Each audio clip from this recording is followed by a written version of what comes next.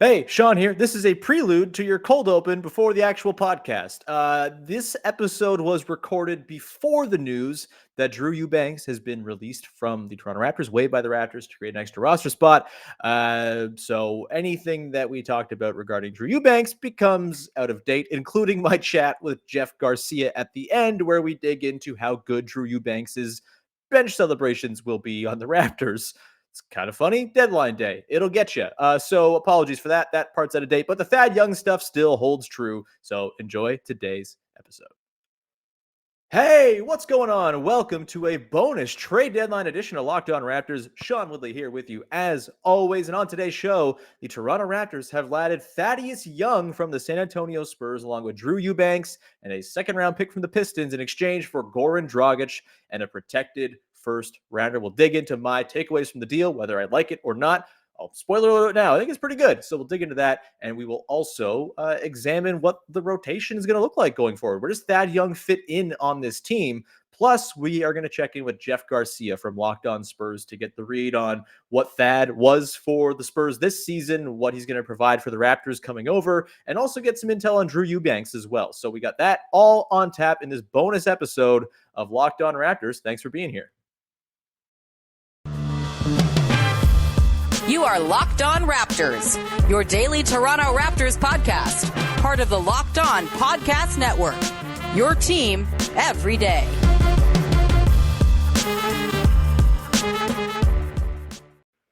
Hey, what's going on? Welcome to episode number 1116 of Locked On Raptors for Thursday, February the 10th, trade deadline day, baby. I am your host, Sean Woodley of RaptorsHQ.com. You can find me on Twitter, as always, at WoodleySean. You can find the show at Locked On Raptors, where you can find links to every single episode of the podcast. You can also go and find the podcast free and available on all your favorite podcast platforms. Subscribe, follow, rate, review, etc. Plus, you can also go to YouTube and hit the big fat red subscribe button to help support the show. We are nearing 1,600 subscribers over on YouTube, so please go help us out. All right, let's get to it. On today's show, we are reacting to the Goran Dragic era coming to an end in Toronto. Thaddeus Young, a long sought after trade target for Raptors fans, finally finds his way to Toronto, and it's pretty unexpected. Gotta say, he was not a name that I had even on my radar. I know he was someone who was probably going to get dealt or he was going to get bought out. That was the noise out of there, but it just never felt like a obvious match with the Raptors because you come into the deadline, we've been talking about it for weeks, and what have we said? All right, they might go after a center because they just don't have anyone over 6'9" on the roster. Well, maybe they go after a shooter off the wing, which was what I thought they needed the most. And it is a little disappointing they didn't get that, but we'll get to that later. They also could have used maybe a backup point guard, a ball handler to help take some of the burden off of Fred VanVleet and Pascal Siakam, which they sort of addressed with Thad, which we'll also get to. But yeah, they don't get any of those things. Instead, they just double down further on 6'8" dudes, baby. And it's not just that young. Drew Eubanks, also 6'9", and fits very much the mold of this roster. Now, everyone on the team outside of Fred VanVleet, Gary Trent Jr., and Malachi Flynn, somewhere between 6'7" and 6'9".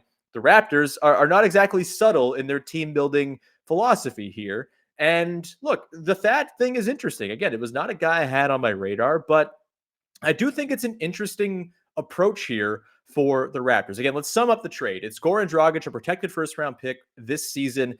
It's protected 1-14. So if the Raptors miss or are in the play-in and lose and are in the lottery, they will keep their pick. It's 1-13 protected next year, and then it converts to 2 second-round picks if it doesn't convey by the following season, 2024. And so you're not giving up a crazy good pick. And you get that pick back in exchange from the Spurs, the second round pick from the Detroit Pistons, which is probably going to be pick 31, 32, 33, somewhere in the draft. Right now, as it stands, if the season were to end and the draft were to be tomorrow, the Raptors would drop 11 spots in the draft from their current first rounder to that Pistons pick, which I think is a totally reasonable way to drop down.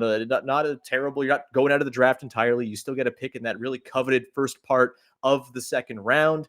And it is essentially like a late first round pick, which they've done a lot of good with before in the past, except it doesn't come with the cost control and certainty that it typically does with a first round pick, because there's non-guaranteed deals and it's a little bit more creative in the way you sign these guys, and it's usually more cost effective, which when you're a team like the Raptors and you pay a lot of guys a lot of money at the top, having cost effective guys not the worst thing in the world. And so getting in a second round pick, you get to bring him into the G League program, etc. That feels like a perfectly reasonable way for the Raptors to still have some draft capital in this coming draft, but still getting someone who can help right now in the form of Thaddeus Young. I think the sort of glitz and glam of first round pick for Thaddeus Young, like the phrasing of that, the headline doesn't sound so great, but honestly, I think it's totally fine and acceptable. And it's not sexy, right? Like Thad Young is not some sort of game changer. He's not going to change the ceiling of the Raptors, but I don't think that was happening unless you were offering up a sort of bigger package with more picks, with fewer protections, and maybe even guys like Precious Achua or Malachi Flynn. And it's only so much you're going to get for a guy in Goran Dragic who hasn't played all year, is on an expiring contract, is like itching to get to Dallas, and is probably going to get bought out anyway, and is 30-something years old, 35 years old. Like, that's just not a great trade asset. So for them to get Thad Young on this team to help with the stretch run, I think it's a really nice little move here for the team. And they'll have his bird rights going into the offseason. He is an upcoming free agent. The Raptors want to keep him around, probably at a lower figure than he's earning right now, which is about $14 million. Then they can totally do that, and he can be part of the bench going forward. But if not, they get Thad Young now to help, again, not change the ceiling of the team, but he makes it more likely that this team can actually achieve its current ceiling without burning out by the end of the year. And I think Thad is going to be a really great addition for a few reasons. One, he helps to add a little bit of playmaking to the team that they need, right? Obviously, Siakam is playing so well. You don't want to take the ball out of his hands that much because he's incredible, but you need to have some sort of alleviating of the burden that Siakam and Fred in particular are carrying right now, because they're playing 40-plus minutes a game, are integral to the defensive side of the ball, and running every offensive possession. It's just a lot for those guys to handle. Thad Young, last season in particular, became this like beautiful, like point center, point forward, good short roller guy who can run the dribble handoff game, which the Raptors run a lot. He can play small ball five. And again, he fits the ethos of the team. He's going to be switchable. He's going to do what the Raptors want from their defenders, really. Like, he's a really good all-around defender. Is he like an athlete who's going to wow you with incredible rim protection and the stuff that Precious Achua does? No, but he's rock solid. And this is going to be a word that comes up a lot in today's podcast with the chat with Jeff coming up in a second. The dude's just solid. And as we've talked about, this Raptors team, as currently constructed, the main five guys are great. Those five guys are awesome and could carry this team to, potentially, I think the ceiling for this team is like a second round appearance, depending on how the matchups break. I think it's totally on the table. And just to get them there, having some extra guys who can soak up some minutes, take some of the playmaking burden away from Siakam. You can have Siakam or Fred work off the ball a little bit more often, just because you're running a few extra possessions a game through Thaddeus Young, who is very good at doing that. I think it's a really, really excellent little addition here for this team. And again, it doesn't address all of their needs. They still don't have a center who, can go up against more bruising matchups. But as I've said before, I don't think they're in a position where that center of the future, that answer for, the big boogeyman centers that they might come across in the Eastern Conference, I don't necessarily think they're in a spot where it matters that much if you have that guy, because that guy is not going to be the difference per se between beating or not beating, I don't know, the Philadelphia 76ers with James Harden in the playoffs at this point. Like, that's just, they're not going to beat the Sixers if they come across them, regardless of what they added at the deadline. So it's not like it's some urgent thing that they need right now. And, you can continue to sort of run it back or kick the can down the road when it comes to the center spot until somebody who is star level, who is worth, changing up your team development process here, it comes along, and you can kind of pivot from there if you want to. But for now, I think Thad Young is a wonderful little addition. You have now so much lineup flexibility with those kooky lineups that we all love so much. You just get more of those, and you get additions of those where maybe Delano Banton loses a spot to Thad Young, who's just a more dynamic and complete player right now. You get, on the nights too where Precious Achua or Chris Boucher are off, which happens from time to time, you get Thaddeus Young in there to help spell them and can be an insurance for those guys too. You get insurance against injury in the front court. Thad could potentially slide into a starting job if you really needed him to, if, something were to happen to one of their main guys. I just really think it's a totally solid and like hard to get upset about move. I know there's some Raptors folks out there who don't love it, who think that the overall return in exchange for a first round pick is not enough. Again, it's not really a first round pick. It's a highly protected first round pick that ultimately is not going to be that much better, especially if the Raptors keep on winning here, than the second rounder they're going to get from the Pistons, who are truly, truly horrible and might have the first pick of the second round. We don't really know just yet how that's all going to shake out. But overall, final takes on the trade, and we'll continue talking about this. I want to dig in on tomorrow's podcast in particular. We'll talk about the Rockets game tonight. I would imagine there will be some space in there to talk about Thad with tomorrow's guest, who is J.R. Manatad from the Will Lou and Alex Wong show on Sportsnet. He's their producer. He's going to come on the show. We'll dig further into the Thad trade, but for right now, I think it's a perfectly reasonable deal for the Raptors. Nice bit of business. Just give them some extra cushion, because the top 7 guys in this team have carried them a long way. And I still think there's room for a guy like Yuta Watanabe to get a spot. Joe Wolfond, our pal from the Score, made a really good point in that, Malachi Flynn has been dreaming of having some kind of pick and roll big to play with. Thaddeus Young on the short roll is excellent in that role. So maybe that's a way with the second unit you could add a little bit more dynamism and get Malachi Flynn in there for his hypothetical shot making that he's not quite shown full promise on. But either way, totally reasonable deal for the Raptors here, and we'll continue to dive into it more on the other side when we bring in Jeff Garcia from Locked On Spurs. And again, we'll have more Thad talk, I'm sure, as they work him into the rotation. We'll figure out what's going to happen with, how he slots in. Is he going to be the sixth man and, become the new 22-minute a game guy off the bench? Does he play 14 minutes? We'll talk about all of those questions as we go forward here in the week and then into next week as well. But without further ado, we're going to bring in Jeff Garcia. However, before we do that, got to tell you about our friends over at BetOnline, who have you covered this season with more props, odds, and lines than ever before as football season continues its march towards the playoffs, right to the big game in a couple of days. BetOnline.net remains the best spot for all your sports scores, podcasts, and news this season. And it's not just football. BetOnline has the up-to-the-minute info on pro and college hoops, NHL, boxing, UFC, along with live real-time updates on current games that are going on right now as well. Don't wait to take advantage of all the amazing offers available for the 2022 season. BetOnline is where the game starts. And today's show is brought to you by our pals over at rockauto.com. We've been talking about Rock Auto for a long time here, and they are a company that speaks to me, a person who knows nothing about cars and is always worried I'm getting overcharged for things.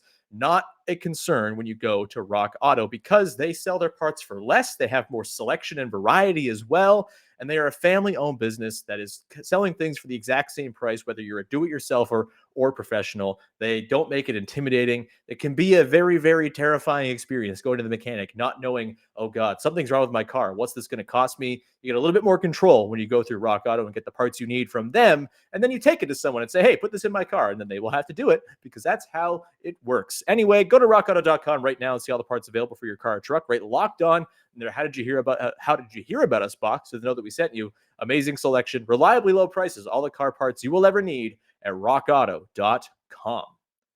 And with that, let's get to the conversation with Jeff Garcia from Locked On Spurs to round out today's bonus episode of the show. Again, we'll be back again tomorrow with J.R. Manatad from Sportsnet, and we will talk all about the game against the Rockets tonight while diving further into Thad Young's fit with the team.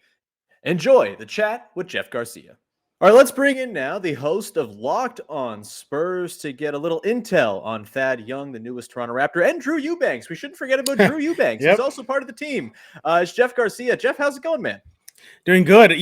For a day where I'm usually just off because the Spurs don't do anything at all.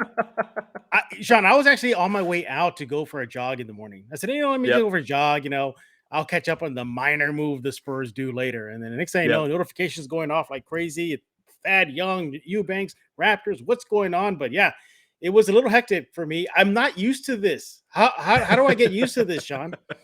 This is a new era in Spurs history. Yeah, the Raptors have, I guess, become a team that usually do something at the deadline, at least the last few years. Nothing quite as big as the Marc Gasol thing back in 2019. But, they had a couple small moves last year. The Kyle Lowry stuff was a big deal. And we knew that Goran Dragic was going to go somewhere. before this deadline, whether it was, Dallas, that was sort of the original location that kind of dissipated as everyone realized, oh, Dallas has nothing to trade, and they have to do depressing trades like Kristaps Porzingis for Bertans and Dinwiddie. But we're not here to talk about that. We're here to talk about the Spurs, who ended up being the landing spot for Goran Dragic. We did a podcast last week with Corbin Ford talking about the Spurs guys and didn't even mention Thad Young as a potential target. We've been thinking, oh, well, the Raptors need a big, they need a shooter off the bench, they need maybe an extra backup guard. And instead they double down or triple down or quadruple down on 6'8" dudes once again and get Thad Young and Drew Eubanks. Let's start with Young. He's not played a ton this year, just 26 games played for him. He's not had the same role that he had either last year playing for the Chicago Bulls, but his per minute production is not too far off from what it was with Chicago, where he was a really excellent, 6 man of the year stealth candidate, averaged more than 4 assists a game, 12, 6, and 4 from a guy off your bench. Really, really good stuff. What was the deal with him with the Spurs this year? Was it more of just sort of like an agreed upon, we're going to deal you, so we're not going to sort of risk injury by overburdening you with more than 14 minutes a game? And, so was that kind of the idea all along? And, in the minutes that he did play, what did Thad Young show off that Raptors fans can maybe get excited about? Yeah, we'll start off with his arrival to San Antonio, part of the DeMar DeRozan Bulls deal.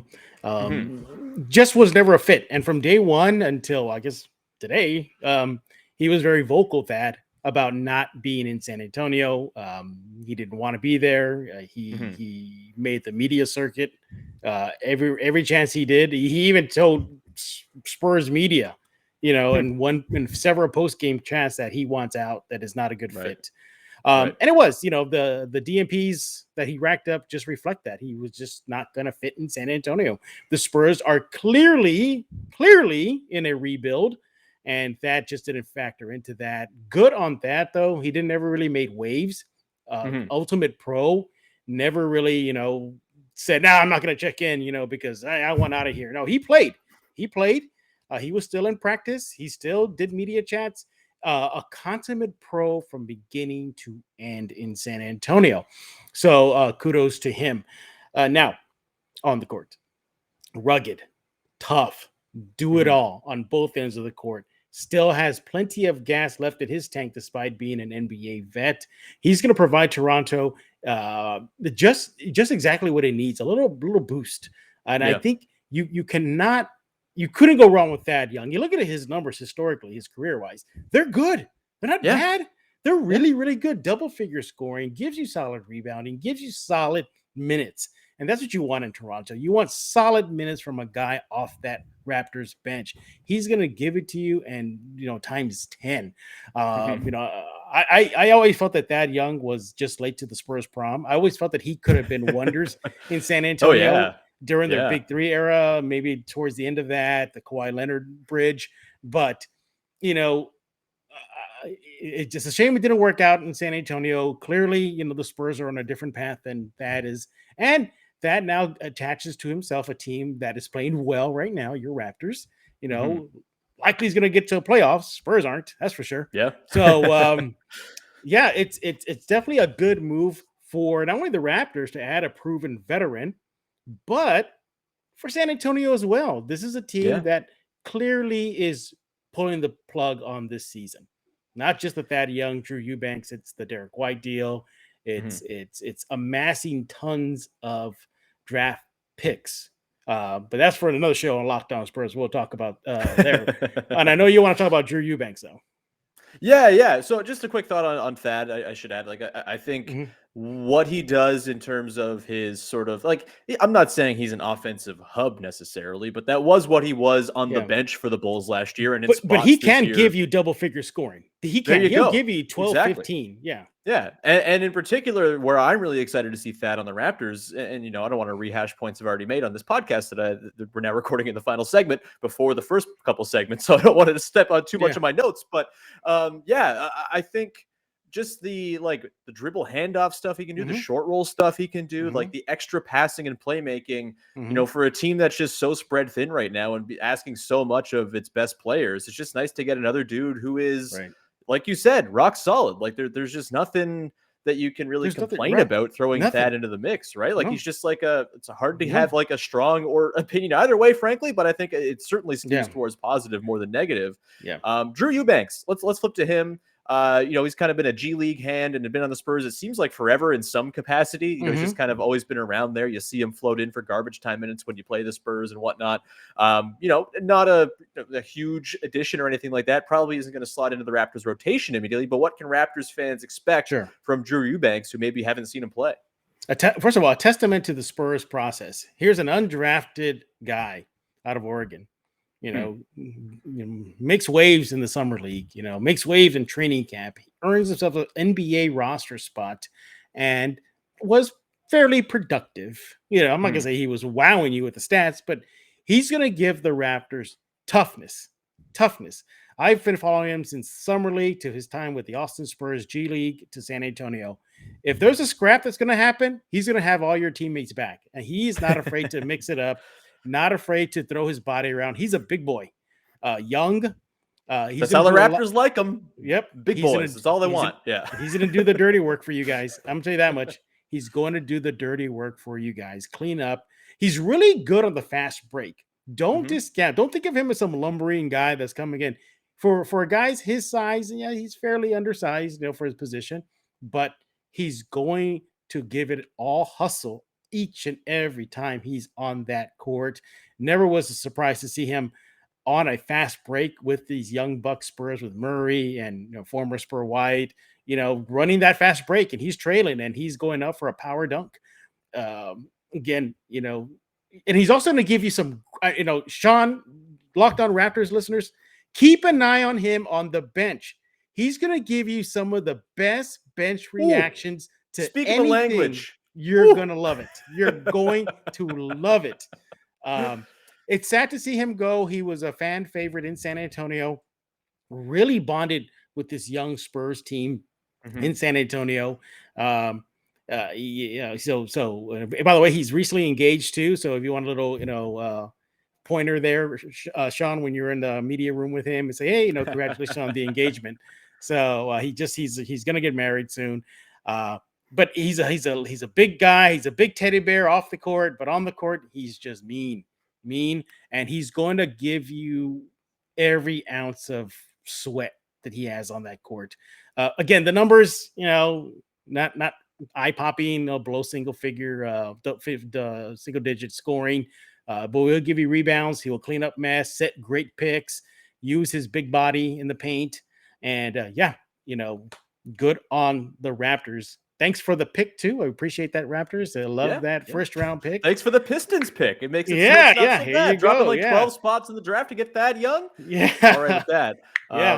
You did leave the most important information, the sideline celebration thing. That's top of the scouting report. Yeah, Thad Young, he's a nice playmaker, et cetera. No, but Drew Eubanks, bench celebrations, hell yeah, sign me up. That is a wonderful asset to add to the team. Yes. Jeff, this was great. Thanks for popping on the show, man. I know you got a lot of stuff going on with Derek White and everything else going on with the Spurs. So hope you are doing well with all that. And thanks for being here. Everyone go check out Locked On Spurs, free and available wherever you get your podcasts, and go follow Jeff at Jeff G Spurs Zone on Twitter to get the other side of this deal, surely on the next episode of Locked On Spurs. With that, we'll wrap up here. Thank you so much for tuning in. We'll talk to you again tomorrow to break down Raptors Rockets with JR Manatad, the producer of the Will Lou Show with Alex Wong. So go and get ready for that on Friday. Enjoy the game against the Rockets tonight, and we will talk to you again. Then go make your second listen of the day, Locked On Bets. The Super Bowl is coming up. Go and get the intel you need to do right on the prop bets you're laying down. Go and check him out over there. And with that, we will sign off. Thank you so much for tuning in. We'll talk to you again Friday with another episode of Locked On Raptors. Bye-bye.